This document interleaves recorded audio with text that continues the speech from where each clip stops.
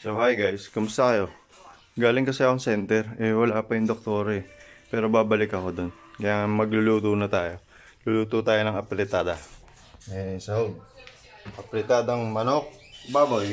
Tapos ito yung ibang sangka. Umpisahan ko na to kasi kailangan natin bumalik dun sa ano. So, binuksan ko na yung kalan para maumpisahan natin. Wait lang. Nagagay na pala ako mantika. Umpisa na tayo. Nilagay ko na nga pala yung bawang. Sasangkot siya lang muna natin yan, palalabas yung lasa. Kalauna nung lumabas yung lasa, sinunod na natin yung buyas.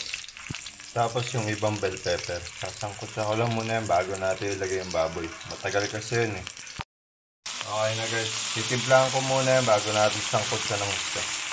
So okay na guys, titimplahan ko ng bechin paminta. Sasangkot siya na natin siya. So okay na guys, naglagay lang din pala ako ng konting toyo. Konti lang, para lang masarap yung sangkot niya. Lagyan natin ng tubig to, tapos balikan natin ulit mamaya. So okay na guys, balikan natin after 1 hour yan. Guys, update. Matigas pa siya eh.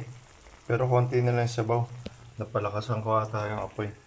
Ayusin ko lang muna, dadagdagan ko siya ng sabaw. Tapos nagdagdag ulit ako ng konting toyo kasi matabang eh, walang lasa. So okay na guys, nagdagdag na tayo ng tubig. Tapos naglagay na rin ako ng tomato paste. Kasi konti lang tong tomato sauce natin eh. Kaya tomato paste na lang. Haluin ko lang muna yan, tapos babalikan natin ulit yan. 30 minutes pa lang naman eh. Okay na guys, nahalo na natin. Medyo pumupula na siya. Tapos nilagay ko na rin yung carrots at patatas para sabay sa pagpapalambot ng baboy. Kasi yung manok, madali lang naman yun.